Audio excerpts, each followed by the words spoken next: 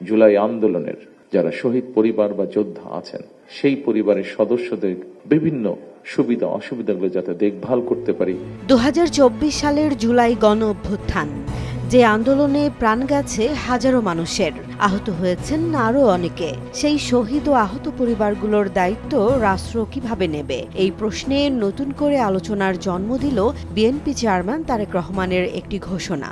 বাংলাদেশের মানুষের সমর্থনে বাংলাদেশ জাতীয়তাবাদী দল আগামী দিনে সরকার গঠনে সক্ষম হলে এই শহীদ পরিবার যারা আছেন, জুলাই যোদ্ধা যারা আছেন, সেই পরিবারের সদস্যদের বিভিন্ন সুবিধা অসুবিধাগুলো যাতে দেখভাল করতে পারি।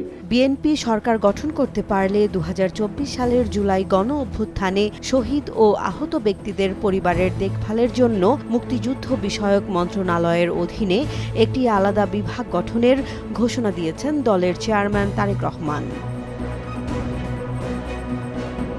রোববার রাজধানীর খামারবাড়িতে কৃষিবিদ ইনস্টিটিউট মিলনায়তনে জুলাই গণ অভ্যুত্থানের শহীদ ও আহত পরিবারগুলোর সঙ্গে মতবিনিময় সভায় প্রধান অতিথির বক্তব্যে একথা বলেন তিনি। তারেক রহমান বলেন, 1971 সালে স্বাধীনতা অর্জনের জন্য যারা জীবন দিয়েছেন এবং 2024 সালে স্বাধীনতা ও সার্বভৌমত্ব রক্ষায় যারা রাজপথে নেমেছেন তারা একই ধারার যোদ্ধা। তার ভাষায়, স্বাধীনতা অর্জিত হয়েছিল 71-এ, আর সেই স্বাধীনতাকেই রক্ষা করা হয়েছে 2024 সালে।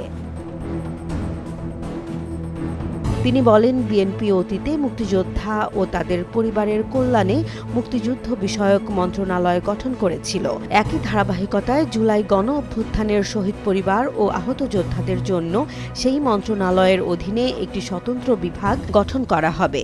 সুবিধা অসুবিধাগুলো যাতে দেখভাল করতে পারি এই মুক্তিযোদ্ধা মন্ত্রণালয়, কারণ তারাও একজন মুক্তিযোদ্ধা, তারাও আপনারা মুক্তিযোদ্ধা হিসাবে আপনারা গণ্য। জুলাই গণ অভ্যুত্থানে মানবিক বিপর্যয়ের চিত্র তুলে ধরে তারেক রহমান বলেন, শুধু ওই আন্দোলনেই 1400-র বেশি মানুষ নিহত এবং প্রায় 3000 মানুষ আহত হয়েছেন।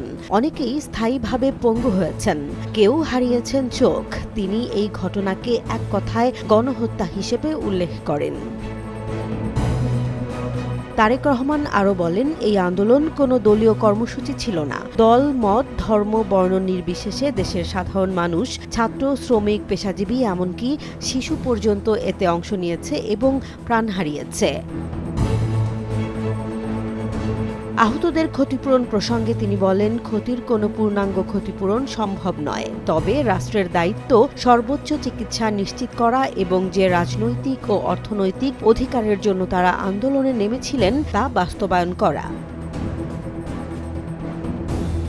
আগামী জাতীয় নির্বাচনকে গুরুত্বপূর্ণ উল্লেখ করে তারেক রহমান বলেন, একটি নিরাপদ ও গণতান্ত্রিক বাংলাদেশ গড়ে তুলতে ব্যর্থ হলে ভবিষ্যতেও এ ধরনের শোক ও সহিংসতার পুনরাবৃত্তি ঘটতে পারে। জুলাই গণ অভ্যুত্থানের শহীদ ও আহত পরিবারগুলোর রাষ্ট্রীয় স্বীকৃতি ও পুনর্বাসন নিয়ে তারেক রহমানের এই ঘোষণা রাজনৈতিক অঙ্গনে নতুন আলোচনা তৈরি করেছে।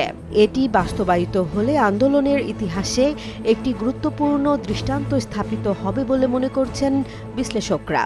তাদের এই কষ্ট কোনো কিছু দিয়ে মোচন করা সম্ভব নয়, কারণ আমিও জানি স্বজন হারানোর বেদনা কতটুকু। জেসমিন জাহান, নিউজ ডেস্ক, জনবাণী।